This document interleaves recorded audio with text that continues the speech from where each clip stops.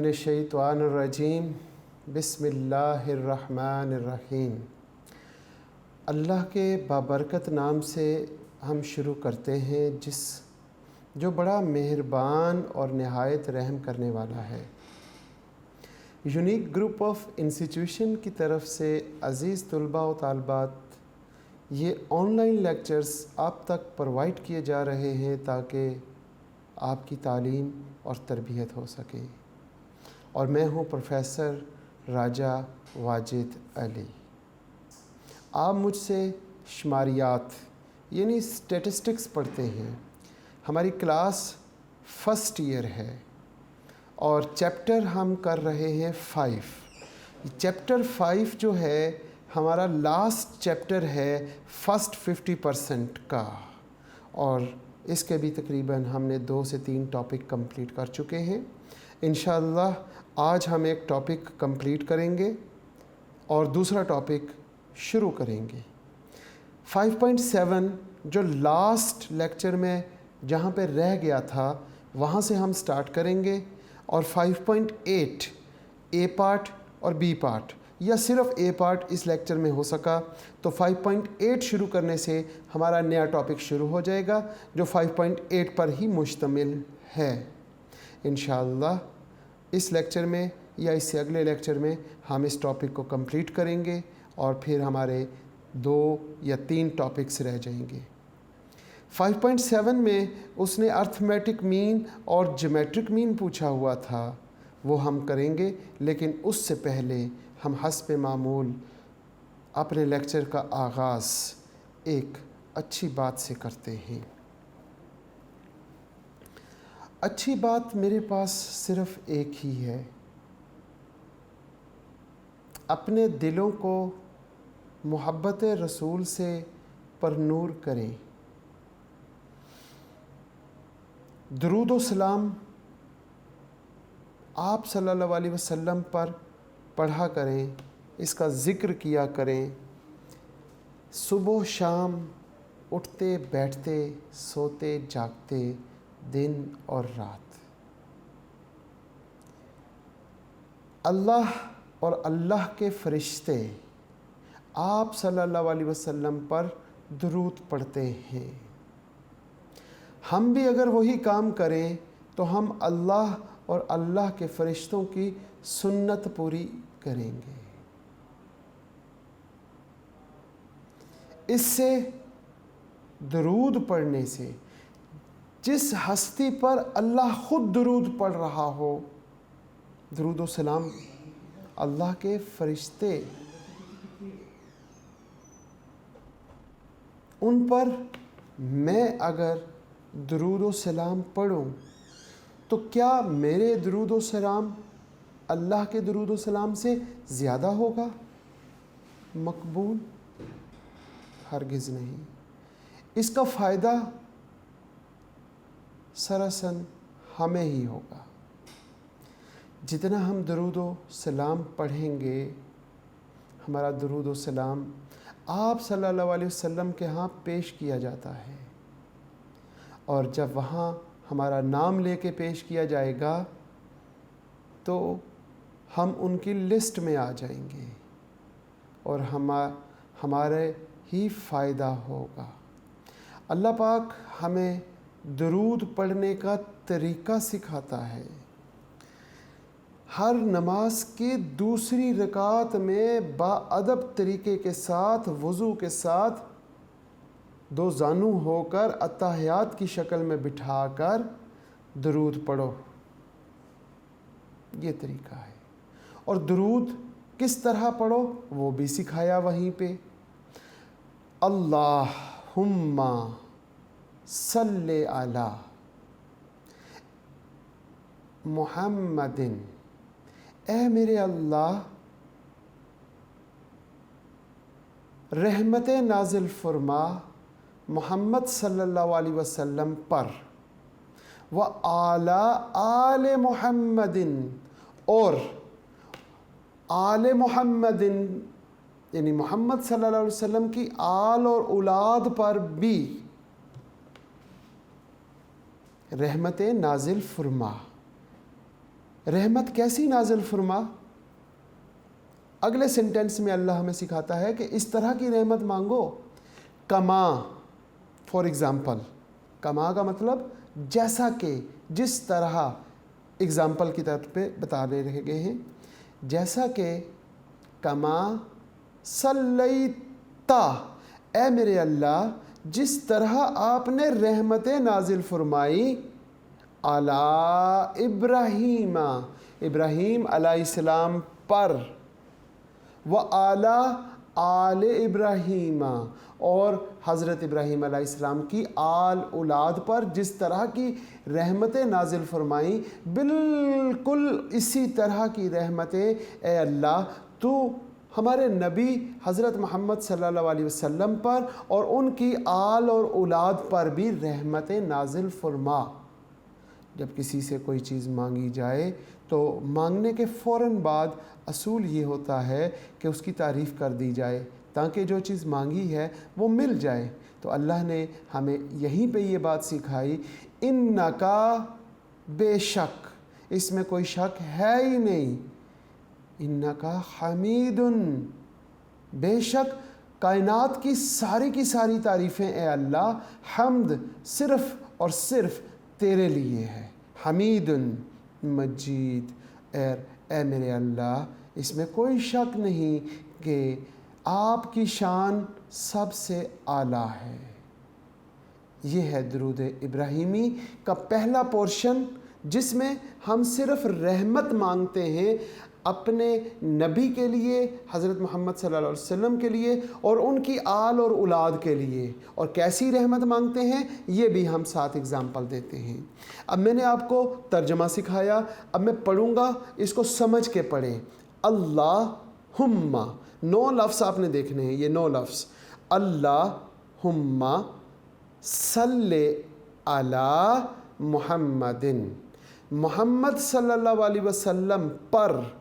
सल्ले का मतलब होता है रहमतें नाजिल फरमा, हुम्मा का मतलब होता है ए, और अल्लाह का मतलब होता है ए मेरे अल्लाह, रहमतें नाजिल फरमा मोहम्मद सल्लल्लाहु अलैहि वसल्लम पर। आगे 4 लफ्ज़ हैं। वाह का मतलब हो गया और, आला मतलब पर, आले आल पर, मोहम्मदिन मोहम्मद सल्लल्लाहु अलैहि वसल्लम की आल औलाद पर भी रहमत नाजिल फरमा। ये 9 लफ्ज़, यही 9 लफ्ज़ कमा के बाद, कमा जिस तरह, सल्लैता, कमा सल्लैता अला इब्राहीमा, जिस तरह ए मेरे अल्लाह आपने हज़रत इब्राहीम अलैहिस्सलाम पर, व आला आल इब्राहीमा, और जिस तरह इब्राहीम अलैहिस्सलाम की आल पर रहमत नाजिल फरमाई उसी तरह की रहमत नाजिल फरमा। और साथ में हम कहते हैं इन्नका हमीदुन मजीद, बेशक तमाम तारीफ़ें ए अल्लाह आपके लिए हैं और आप ही की शान सबसे आला है। आज हम क्वेश्चन नंबर 7, जो क्वेश्चन नंबर 7 है उससे हमने कंप्लीट तो किया था, लेकिन मल्टीप्लाई करके आंसर निकालने के लिए मैंने आपसे कहा था, वो तो मुझे लगता है कि आपने नहीं किया, और जिन्होंने किया है उनके लिए बहुत बहुत मुबारकबाद कि उन्होंने मेरी बात मानी, सुनी और उन्होंने काम किया। अब यहाँ पर हम देखते हैं, पहली वैल्यू तो मुझे पता है, फर्स्ट कॉलम में तो यहाँ पे 100, इसमें भी 100 और इसका भी आंसर 100 आ जाएगा। अब हम देखते हैं गोल्ड की बाकी वैल्यूज़, वो है जी 121.74। अब नेक्स्ट देखते हैं 132.01, नेक्स्ट है जी 140.32, नेक्स्ट देखें जी 139.52, और last value of the cotton 142.29। मेरा ख्याल है बच्चों ने ये सॉल्व कर लिए होंगे, वैल्यूज़ टैली कर लें। 83.82, और बाज़ बच्चे हंस रहे होंगे कि हमने तो किया ही नहीं, तो वो फिर कर लें। 86.13, नेक्स्ट है 90.75, 98.84, और लास्ट है कॉटन की वैल्यूज़ का जो प्राइस रिलेटिव, ये जो रेड कलर से वैल्यूज़ लिखी जा रही हैं, इनको हम कहते हैं प्राइस रिलेटिव्स। प्राइस रिलेटिव्स जी 69.23, 85.89, 71.79, 92.31 और 130.76 या 77 कर लेते हैं। ये हमारे पास आ गया। अब इसमें दो एवरेजेस पूछी हुई हैं। नंबर 1 एवरेज क्या है? Arithmetic mean. अर्थमेटिक मीन के लिए हमें क्या करना पड़ेगा? हमें टोटल करना पड़ेगा। हम टोटल कर लेते हैं, TOTAL, टोटल, और साथ ही हमारे पास अर्थमेटिक मीन का कॉलम बन जाएगा और ये हम अर्थमेटिक मीन मालूम कर लेंगे। बहुत ही आसान काम है अर्थमेटिक मीन मालूम करना। 100 + 100 + 100, हाउ मेनी 100? Very good, 300। और यहाँ पे 300 को क्या करेंगे? 4 पे नहीं, 3 पे डिवाइड करेंगे। इसी तरह 69.23, ये रकम और ये रकम, इन्हें हमने प्लस कर लेना है और प्लस करके हमारे पास जवाब आया 274.78। यहाँ पे 304.04 और इसी तरह यहाँ पे 302.86 और नेक्स्ट है 330.67 और लास्ट वैल्यू है 340.11। अब इन सब को किस पे डिवाइड करेंगे? 3 पे। इसको भी 3 पे डिवाइड करेंगे, यानी 274.78 डिवाइडिंग बाय 3। यहाँ पे क्या होगा? 304.04 डिवाइडिंग बाय 3। यहाँ पर क्या होगा? 302.86 डिवाइडिंग बाय 3। 3 पे इसलिए डिवाइड कर रहे हैं कि 3 वैल्यूज़ का टोटल है जनाब। 330.67 डिवाइडिंग बाय 3, 340.11 डिवाइडिंग बाय 3। जब हमने इन्हें डिवाइड किया 3 पे तो हमारे पास जो आंसर आए वो मीन के होंगे।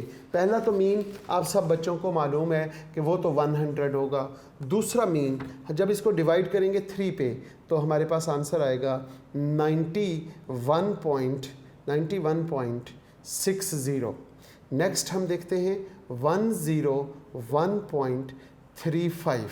नेक्स्ट हमारे पास है जनाब 100.95। 330 को जब डिवाइड करेंगे तो 110.23 और लास्ट वैल्यू जो है वो हमारे पास 113.37। ये हमारे पास जो रेड कलर में हमने लिखा है ये हमारे पास अर्थमेटिक मीन आ गया और ये हमारा फर्स्ट पार्ट सॉल्व हो गया अर्थमेटिक मीन का। इसके साथ उसने कहा ज्योमेट्रिक मीन मालूम करें। तो ज्योमेट्रिक मीन कैसे मालूम करते हैं प्यारे बच्चों, आपको मालूम होना चाहिए। ज्योमेट्रिक मीन के लिए एक नंबर पे तो प्रोडक्ट चाहिए। प्रोडक्ट कैसे मालूम करते हैं? यहाँ पे पाई का साइन और साथ एक्स लिख लें या फिर वैसे अंग्रेज़ी में लिख लेते हैं प्रोडक्ट। कहाँ पे है? ठीक है, PRODUCT, प्रोडक्ट लिख लें। प्रोडक्ट का क्या मतलब है? 100 मल्टीप्लाई बाय 100 मल्टीप्लाई बाय 100। जब इन सब को मल्टीप्लाई करते हैं तो हमारे पास आंसर आ जाता है 100, फिर 00 और फिर 00। इसके बाद जो हमारे पास वैल्यू है वो 69.23 मल्टीप्लाई बाय 83 और मल्टीप्लाई बाय 121.74। इन्हें मल्टीप्लाई करें तो हमारे पास आंसर आएगा, अल्लाह भला करे आपका 706400.9। इसी तरह हमने ये वैल्यू और ये वैल्यू इन्हें हम मल्टीप्लाई कर लेते हैं। इनको जब मल्टीप्लाई करते हैं तो हमारे पास आंसर आएगा 9766.5। 1915 की जो प्राइस रिलेटिव्स की वैल्यूज़ हैं उन्हें हम आपस में मल्टीप्लाई करते हैं तो वो हमारे पास 91422.8.6 आ जाएगा। फिर हम 1916 की वैल्यूज़ को 1273040 और लास्ट 1917 की वैल्यूज़ को जब हम मल्टीप्लाई करते हैं तो वो हमारे पास आ जाएगा 1247669। अब हम मालूम करते हैं ज्योमेट्रिक मीन। ज्योमेट्रिक मीन में हमारे पास क्या होता है, x1 into x2 into x3, इन तीनों को मल्टीप्लाई करके इसकी पावर 1/3 ले लेंगे। यानी कि यहाँ पे 1 00 00 और 00 raise to power 1/3 is equal to 100। बात समझ आ गई प्यारे बच्चों। 7064 00.9 रेस टू पावर 1/3। इसी तरीके से यहाँ पर आ जाएंगे 976666 तो लिखा ही नहीं 0.5 रेस टू पावर 1/3। अब मेरे बच्चों को अगर कैलकुलेटर पे 1/3 नहीं लेना आता तो मैं क्या करूँ, बताएं मुझे। ले सकते हैं सब बच्चे। 91422 रेस टू पावर 1/3 और यहाँ पे 1273040 रेस टू पावर 1/3। इसी तरह हम आगे चलते हैं 1247669 रेस टू पावर 1/3। जब हमने इन्हें सॉल्व किया तो पहले का आंसर तो मैंने पहले ही लिख दिया था, लेकिन हम इसको कलर चेंज करके लिखते हैं ताकि आपको वाज़ेह हो। 100 इसकी पावर 1/3 लेते हैं तो 89.06, यहाँ पे 99.22, यहाँ पे 97.055, 108.3938 करें जी, और लास्ट वैल्यू है 107.64। आपने कैलकुलेटर पे क्या करना है, कैलकुलेटर पे पावर लेनी आती है ना 1/3। चले गुजारा कर लेते हैं, हम समझते हैं कि आपको लेनी आती है पावर, इसलिए मैं नहीं समझाता। ये जनाब हमारा क्वेश्चन है जिसमें हमने क्या किया है, इसमें हमने ज्योमेट्रिक मीन भी मालूम किया है, और इसके साथ साथ हमने क्या मालूम किया है, इसके साथ साथ हमने मालूम किया है अर्थमेटिक मीन और ज्योमेट्रिक मीन। ये दोनों चीज़ें हमने मालूम की हैं, जिससे अच्छे तरीके से आप बच्चों को ये पॉइंट समझ आ चुका होगा कि ज्योमेट्रिक मीन कैसे मालूम करते हैं, और अर्थमेटिक मीन तो सब बच्चों को पता ही है। नेक्स्ट क्वेश्चन हमारा है जनाब आली, नेक्स्ट क्वेश्चन हमारा है क्वेश्चन नंबर 5.8। इसमें यह क्वेश्चन हमारा नए टॉपिक से है, और नया टॉपिक क्या है, construct chain indices for the following year taking 1940 as a base. 1940 जो है वो बेस है, इस 1940 को बेस लेते हुए चेन इंडाइजेस, इससे पहले आपने चेन इंडाइजेस नहीं पढ़ा, ये पहली मर्तबा आप चेन इंडाइजेस पढ़ रहे हैं। तो इस टॉपिक को हम शुरू करते हैं। क्वेश्चन नंबर 8 का ए पार्ट, क्वेश्चन नंबर 8 का बी पार्ट और क्वेश्चन नंबर 8 का सी पार्ट बिल्कुल इसी तरह ही है जिस तरह 8 का ए पार्ट करेंगे, और उम्मीद करता हूँ कि ये क्वेश्चन 8 जो है ये आपको समझ आ जाएगा। क्वेश्चन नंबर 8 में हमारे पास जो चीज़ें मौजूद हैं वो क्या हैं, ईयर्स 1940 से 44 तक। हम ईयर्स लिख लेते हैं। क्वेश्चन नंबर 5.8 ईयर्स 1940, 1941, 1942, 1943 और 1944। हमारे पास 1944 तक ये ईयर्स मौजूद हैं। ईयर्स के साथ साथ उसने आपको क्या चीज़ दिया हुआ है, ये है जी क्वेश्चन नंबर 8, बिल्कुल ठीक। इसके साथ आपको वीट, यानी कि आपको गिवन है प्राइस ऑफ वीट, वो क्या है 2.8, 3.4, 3.6, 4 और 4.2। इसी तरह राइस, राइस की वैल्यूज़ भी आपके पास गिवन है जनाब। राइस की वैल्यूज़ क्या गिवन है? 10.5, 10.8, 10.6, 11 और 11.5, और लास्ट में आपके पास माज़ा। इसकी वैल्यूज़ हैं जनाब 2.7, 3.2, 3.5, 3.8 और 4। ये हमारे पास क्वेश्चन है। इसके हमने प्राइस रिलेटिव्स बनाने हैं। इसके हमने प्राइस रिलेटिव्स कैसे बनाते हैं? अच्छा, इस क्वेश्चन में बेस दी हुई है? नहीं दी हुई। और दूसरे नंबर पे यहाँ पर उसने चेन इंडाइसिस की बात की है। चेन इंडाइसिस, जब चेन इंडाइसिस होता है तो चेन इंडाइसिस में हम प्राइस रिलेटिव्स नहीं निकालते, बल्कि हम क्या फाइंड करते हैं? हम फाइंड करते हैं लिंक रिलेटिव्स। तो हम इन सब वैल्यूज़ का क्या मालूम करने जा रहे हैं? Link relatives. Link relatives. अब लिंक रिलेटिव्स कैसे फाइंड करते हैं? उम्मीद करता हूँ कि बच्चों को भूल नहीं गया होगा, अभी तक याद होगा कि लिंक रिलेटिव्स हम क्या करते हैं? हर वैल्यू को प्रीवियस वैल्यू पे डिवाइड करते हैं।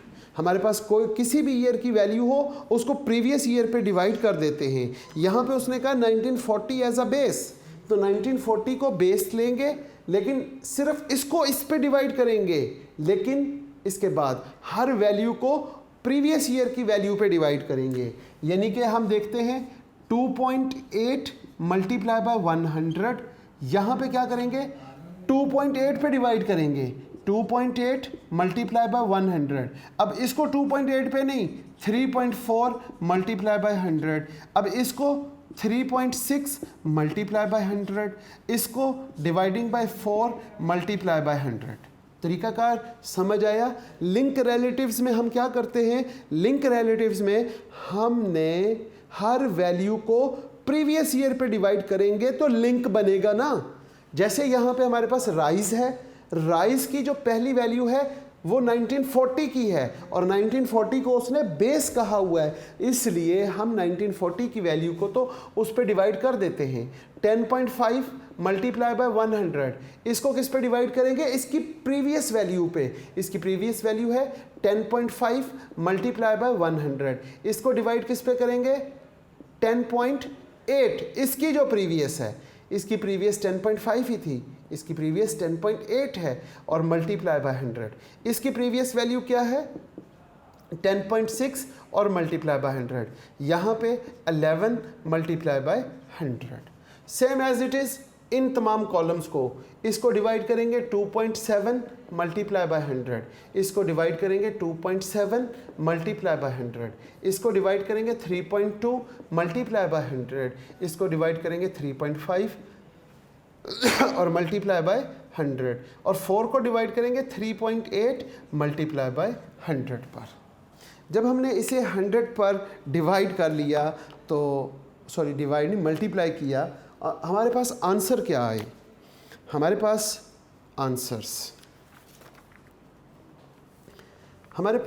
आंसर्स आ गए। नंबर 1, 2.8 ओवर 2.8 100, इसको डिवाइड करें ये भी 100, और इसको डिवाइड करें ये भी 100। अब वीट की तमाम वैल्यूज़ हम लिखेंगे। यहाँ पे आएगा 121.42, यहाँ पे हमारे पास क्या वैल्यू आई? 105.88, यहाँ पे 111.111, और यहाँ पे 105। राइस का जो पहली वैल्यू है वो तो 100 है, सेकंड 102.85, इसको जब डिवाइड करेंगे तो ये जवाब आ जाएगा।